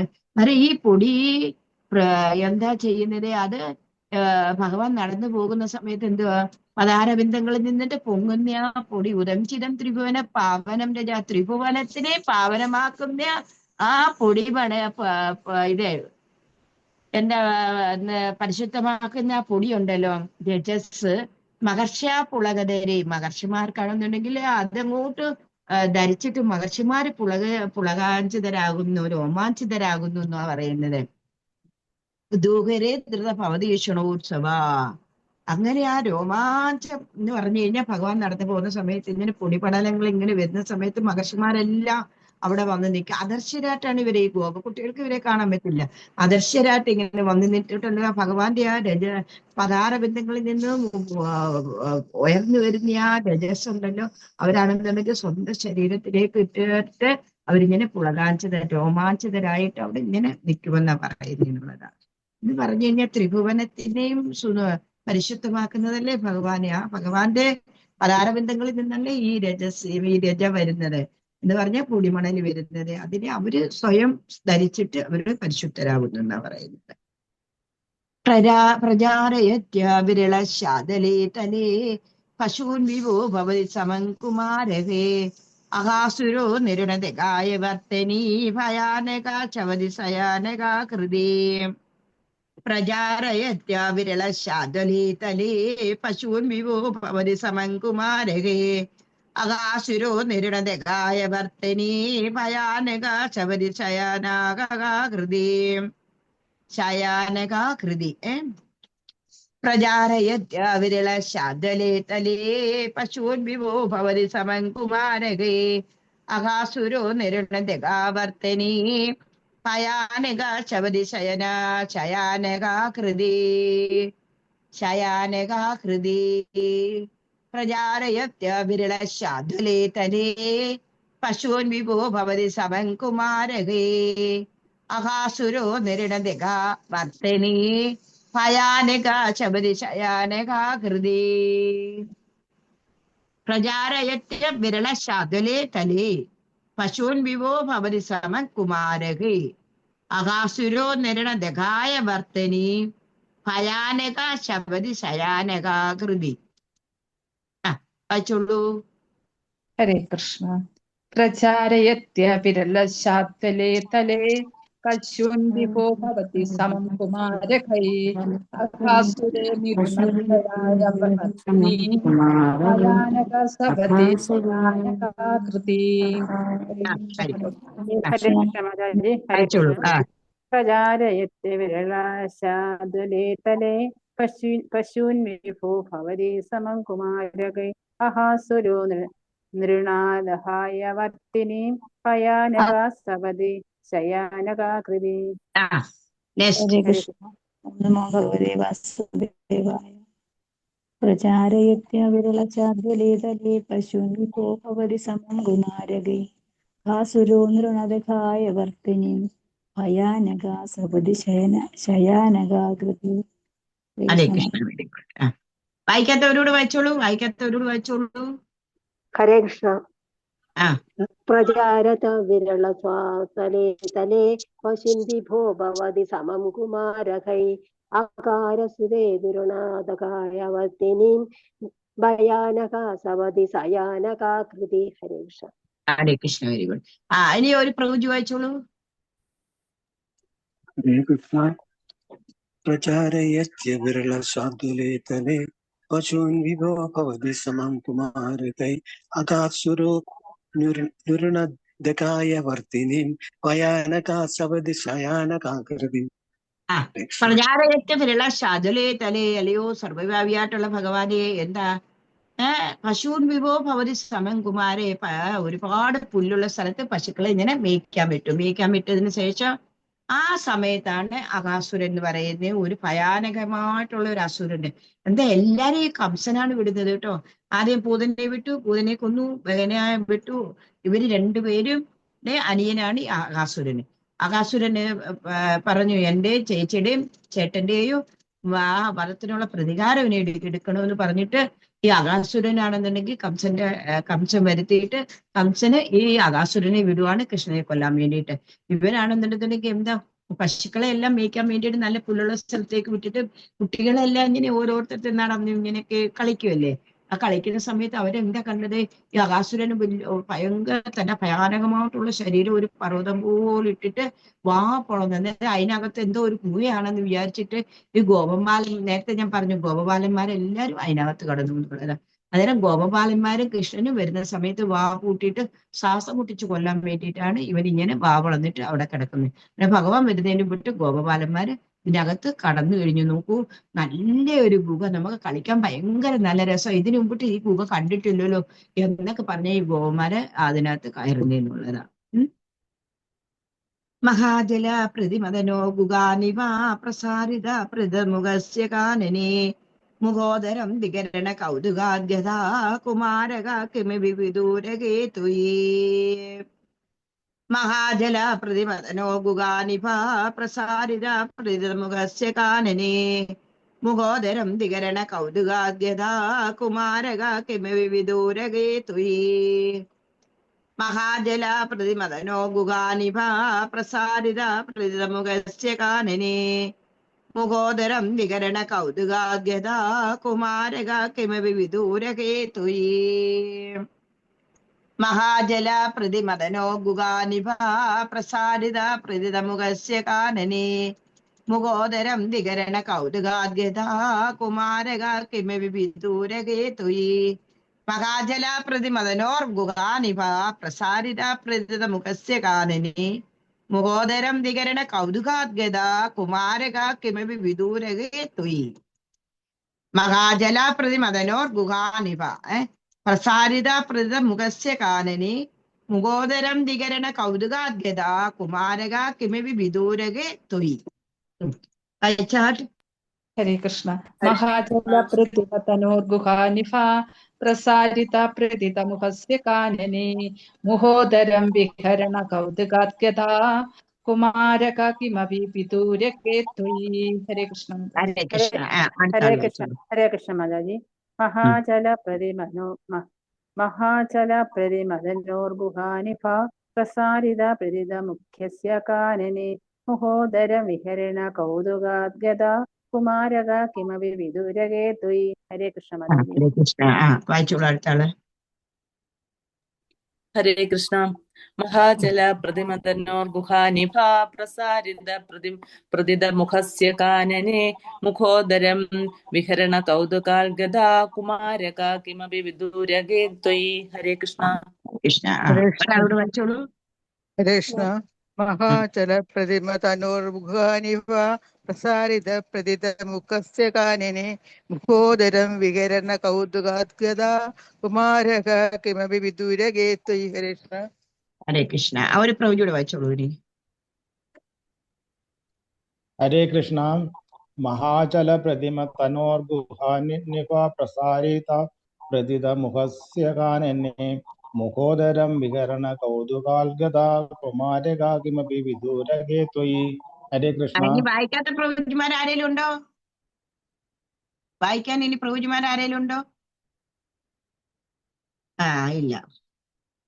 മഹാജല പ്രതിമദനോർ ഗുഹാനിവ പ്രസാരിത പ്രതിമുഖസ്യ കാനനെ മുഖോദരം വികരണ കൗതുകാദ് ഗദാ കുമാരക കിമി വിദൂരകേതുയേ. എന്താ പറ്റിയത്? മഹാജല പ്രതിമനോ ഗുഹാനിവ അവൻ വന്നിട്ട് ഇങ്ങനെ വായും തുറന്ന് ഇങ്ങനെ ഇരിക്കുമല്ലേ. ഈ കൊച്ചുങ്ങളെ എന്ത് ചെയ്തെന്ന് അറിയാമോ? ഭഗവാൻ അങ്ങ് ദൂരെയും കണ്ടായിരുന്നു. അന്നേരം പെട്ടെന്ന് വന്നിട്ട് കളിക്കാമെന്ന് പറഞ്ഞിട്ട് ഈ കൊച്ചുങ്ങൾ എന്ത് ചെയ്തു? പ്രസാരിത മുഖസ്യ കാരനെ അവനെ വാ തുറന്നിടുന്ന അവന്റെ വായിലോട്ട് അങ്ങ് പോയി എന്നുള്ളതാണ്. മുഖോദരം വികരണ കൗതുകാദ്ഗത. അവരെന്നിട്ട് പറയുന്ന എന്തുവാ? അയ്യോ, ഇതുവരെ ഇതേപോലുള്ള ഒരു ഗുഹകൾ നമ്മൾ കണ്ടിട്ടേ ഇല്ലല്ലോ എന്നൊക്കെ പറഞ്ഞിട്ട് വളരെ സന്തോഷമായിട്ട് എല്ലാ കുമാരന്മാരും എന്ന് പറഞ്ഞ ഗോപന്മാരെല്ലാവരും കിമപി വിദൂരകേതുയേ. പക്ഷെ ഭഗവാന് എന്താ ദൂരെ എങ്ങാണ്ടായിരുന്നു, കുറച്ച് ദൂരെയായിട്ടായിരുന്നു. പാമ്പിന്റെ വായിലേക്ക് ഇവരെല്ലാവരും കടന്നു, ഏതോ ഒരു ഗുഹയാണെന്നും പറഞ്ഞു. ഭഗവാൻ അടുത്തുണ്ടായിരുന്നുണ്ടെന്നുണ്ടെങ്കിൽ അവർക്ക് മനസ്സിലായി, ഭഗവാൻ അറിയാമല്ലോ, അന്നേരം ഇത് ഗുഹയല്ലെന്ന് പറഞ്ഞിട്ട് ഇത് തന്നെയാണ്. പക്ഷെ ഇതും ഭഗവാന്റെ ഒരു ലീല. എന്താണ് ലീല? ഇത് ഇവനെ കൊല്ലണ്ടായോ? ഇവരെ പിള്ളേരെ അങ്ങോട്ട് വിട്ടെങ്കിലല്ലേ ഭഗവാനും കയറാൻ പറ്റത്തുള്ളൂ. അതുകൊണ്ട് ഭഗവാന് അഭിനയിച്ചു കുറച്ച് ദൂരെയോട്ട് മാറി നിന്നു. എന്നിട്ട് ഈ കുട്ടികളെല്ലാം അതിനകത്ത് കയറിക്കോട്ടെ, എന്നിട്ട് അവൻ എന്താ ചെയ്യുന്നതെന്ന് അറിയാമല്ലോ എന്ന് പറഞ്ഞിട്ടുള്ളത്. അനം ഗോപന്മാർക്ക് പറ്റിയ ആപത്ത് പറഞ്ഞിട്ട് ഭഗവാൻ അവിടെ വരുവാണെന്നുള്ളതാണ്. പ്രമാദത പ്രവിശതി പന്നകോദരോ പശുവകുലേ സവാത്സഹേ വിദന്നിതം ത്വമവിവേശിത പ്രഭോ സുഗർജനം വിശരണമാശുരക്ഷിത. പ്രമാദത പ്രവിശതി പന്നകോദര കൊരത്തനോ പശുവകുലേ സവാത്സഹേ വിദന്നിതം ത്വമവിവേശിത പ്രഭോ സുഗർജനം വിശരണമാശുരക്ഷിതോ. പ്രമാദത പ്രവിശതി പന്നകോദര കൊദത്വനോ പശുവകുലേ സവാത്സഹേ പിതന്നിദം ത്വമവിവേശിത പ്രഭോ സുഗർജനം വിശരണമാശുരക്ഷിതോ. പ്രമാദത പ്രവിശതി പന്നകോദരം കൊദത്വനോ പശുവകുലേ സവാത്സഹേ വിദന്നിദം ത്വമവിവേശിത പ്രഭോ സുഗർജനം വിശരണമാശുരക്ഷിതും. വായിച്ചോട്ടെ. ഹരേ കൃഷ്ണ. നമോ ഭഗവതേ വാസുദേവായ. പ്രമാദത പ്രവിശതി പന്നഗോദരം കുദത്തനോ പശുബകുലേ സവാത്മകേ ഇതന്നിദം ത്വമവിവേശിത പ്രഭോ സുഹൃജനം വിവരണമാശുരക്ഷിതം. ഹരേ കൃഷ്ണ. പ്രമാദത പ്രവിശതി പന്നഗോദരം കൊദത്തനോ പശുപകുലേ സവാത്സകേ വിദന്നിദം ത്വമപി വിവേശിത പ്രഭോ സുഹൃജനം വിശരണമാശുരക്ഷിതോ. ഹരേ കൃഷ്ണ. അടുത്ത ആള് വായിച്ചോളൂ. ഹരേ കൃഷ്ണ മാതാജി. പ്രമാദത പ്രവിശതി പന്നഗോദരം കൊദത്തനൗ പശുപകുലേ സവാത്സകേ വിദന്നിദം ത്വമപി വിവേശിത പ്രഭോ സുഹൃജനം വിശരണമാശുരക്ഷിതം. ഹരേ കൃഷ്ണ മാതാജി. ഇനി അടുത്ത ആള് വായിച്ചോളൂ. വായിക്കാത്തവര് വായിക്കുന്നേ. ഹരേ കൃഷ്ണ. പ്രമാദത പ്രവിശതി പന്നഗോദരം കൊദത്തനോ പശുപകുലേ സവാത്സകേ വിദന്നിദം ത്വമപി വിവേശിതോ പ്രഭോ സുഹൃജനം വിശരണമാശുരക്ഷിതം. ഹരേ കൃഷ്ണ. Very good. അടുത്തത് അടുത്ത ആള് വായിക്കൂ. ഹരേ കൃഷ്ണ. പ്രമാദത പ്രവിശതി പന്നഗോദരം കദാത്തനോ പശുപകുലേ സവാത്സകേ. വായിച്ചോളൂ. വിദന്നിദം ത്വമവിവേശിത പ്രഭോ സുഗർജനം വിശരണമാശുരക്ഷിത. ഹരേ കൃഷ്ണ മാജി വായിക്കട്ടെ. വായിച്ചു. പ്രമാദത പ്രവിശതി പന്നഗോദരം കുദത്തനോ പശുപകുലേ സവത്സകേ വിദന്നിദം ത്വമപി വിവേശിത പ്രഭോ സുഹൃജനം വിശരണമാശുരക്ഷിതം. ഹരേ കൃഷ്ണ. ഇനി വായിക്കാത്ത ആരെല്ലാം വായിച്ചോളൂ. ഉണ്ട് മാതാജി. ഓം നമോ ഭഗവതേ വാസുദേവായ. പ്രമാദത പ്രവിശതി പന്നഗോദരം കൊദത്തനം പശുപകുലേ സവത്സകേ വിദന്നിദം ത്വമപി വിവേശിത പ്രഭോ സുഹൃജനം വിശരണമാശുരക്ഷിതം. ഹരേ കൃഷ്ണ. ഇനി ആരെങ്കിലും വായിക്കാനുള്ളവരുണ്ടോ? ഹരേ കൃഷ്ണ. പ്രമാദത പ്രവശതി പന്നഗോദരം കദനോ പശുപുരേ സവാത്സകേ വിദന്നിദം ത്വമപി വിവേശിത പ്രഭോ സുഹൃജനം വിശരണമാശുരക്ഷിതം. ഹരേ കൃഷ്ണ. ഹരേ കൃഷ്ണ. Very good. പ്രമാദത പ്രവിശതി പന്നഗോദരം. ഈ ഗോപന്മാരും എല്ലാവരും കൂടെ എന്ത് ചെയ്തു? കൊദത്തനോ പശുപകുലേ സവാത്സകേ. ഗോപന്മാരും എല്ലാവരും ആണെന്ന് ഒന്നും ആലോചിച്ചില്ല. അവര് വെറുതെ പിള്ളേർ സെറ്റല്ലേ, എന്താന്ന് വെച്ച് കഴിഞ്ഞാൽ എന്തെങ്കിലും പുതിയതായിട്ട് കണ്ടു കഴിഞ്ഞാൽ അവർക്ക് അതിനകത്ത് ഇങ്ങനെ ഭയങ്കര ഇഷ്ടമല്ലേ കയറാനെ കൊണ്ടുള്ളത്. ഒന്നും ആലോചിക്കാതെ വിദന്നിദം വിവേശിത പ്രഭോ, ആലോചിക്കാതെ അവരെ അതിനകത്ത് കയറി അവരെ രക്ഷിക്കാൻ വേണ്ടിയിട്ട് ഭഗവാന്. എന്നിട്ട് അകത്ത് കയറിയ സമയത്തുണ്ടല്ലോ പാമ്പല്ലേന്നേ, പാമ്പാകുമ്പോ അതോണുള്ള ചൂടും വിഷത്തിന്റെ ഇതും എല്ലാം കൂടെ അല്ലേ. എന്നിട്ട് ഈ കുട്ടികൾക്ക് അങ്ങ് ശ്വാസം മുട്ടാൻ തുടങ്ങി. അന്നേരം സുഹൃജനത്തിനെ സുഹൃജനം വിശരണമാശുരക്ഷിതം. സുഹൃജനത്തിനെ രക്ഷിക്കാൻ വേണ്ടിയിട്ട് ഭഗവാൻ സ്വയം ഭഗവാനാണെന്നുണ്ടെന്നുണ്ടെങ്കിൽ അറിഞ്ഞുകൊണ്ട് അവന്റെ വായിലേക്ക് പോവുകയാണെന്നുള്ളത്. വായിലേക്ക് പോയിട്ടാണെന്നുണ്ടെന്നുണ്ടെങ്കിൽ എന്നിട്ട് എന്ത് ചെയ്തു? വയലോട്ട് പോയിട്ട് എല്ലാ കുട്ടികളും ഇങ്ങനെ അങ്ങോട്ടും ഇങ്ങോട്ടും ശ്വാസം മുട്ടിയിട്ട് വയ്യ കുട്ടികൾക്ക്. എന്നിട്ട് ഭഗവാൻ എന്ത് ചെയ്തു? ഭഗവാനെ അകത്ത് കയറുകയും ഇവൻ വായടയ്ക്കുകയും ഒരേപോലെ ചെയ്തു എന്നുള്ളത്. വായടച്ച സമയത്ത് ഭഗവാൻ എന്ത് ചെയ്തു? തന്റെ ശരീരത്തിനെ അങ്ങ് വലുതാക്കുന്നു. വലുതാക്കി കഴിഞ്ഞിട്ട് ഭഗവാൻ അങ്ങോട്ട് ടെമ്പറേച്ചർ കൂട്ടിയിട്ടാണെന്നുണ്ടെന്നുണ്ടെങ്കിൽ അവന്റെ വായ തുറപ്പിച്ചു എന്നുള്ളത്. അതിനകത്ത് ഇരിക്കാൻ പറ്റുന്നില്ല. അവന് തുറന്ന് കുട്ടികളെ എല്ലാത്തിനും വെളിയിലിട്ടിട്ട് ഭഗവാൻ എന്ത് ചെയ്തു? ഇവിടെ നിന്നിട്ട് ശ്വാസം മുട്ടിച്ചിട്ട് അവനെ അകാസുരനെയും കൊല്ലുന്നു.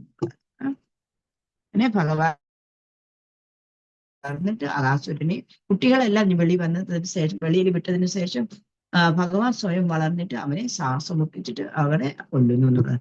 തൃണാവർത്തനെ അങ്ങനെ കൊന്നു, സകടാസുരനെ കൊന്നു, പൂതനെ കൊന്നു, വത്സാസുരനെ കൊന്നു, ബകാസുരനെ കൊന്നു. അങ്ങനെ അസുരന്മാരുടെ ഒരു പട തന്നെ ഇങ്ങനെ വന്നുകൊണ്ടേയിരിക്കുക ഭഗവാനെ കൊല്ലാൻ വേണ്ടിയിട്ട്. ഇവിടെ നമുക്ക് അകാസുരനെയും കൂടി കൊന്നതിന് ശേഷം ഇനി നമുക്ക് വനഭോജനത്തിനുള്ള സമയമാണ്. വനഭോജനത്തിന് നിങ്ങൾ നാളെ എല്ലാ ആൾക്കാരും ഓരോ വനഭോജനത്തിന്റെ ഓരോ ഇത് കെട്ടി എല്ലാവർക്കും കൂടെ നാളെ ഇരുന്നിട്ട് വനഭോജനം കഴിക്കും. ഇന്ന് നമുക്ക് ഇത്രയും ചെയ്ത് ഞാനിത് പറഞ്ഞ് നിങ്ങൾ എല്ലാവരും ഓരോന്ന് കെട്ടിക്കൊണ്ട് വരണമെന്നല്ല പറഞ്ഞത്. മാനസികമായിട്ട് നമ്മൾ അതിനുള്ള പ്രിപ്പറേഷന് വേണ്ടിയിട്ട് അങ്ങനെ പറയുന്നതാണ് എന്ന് പറഞ്ഞിട്ട്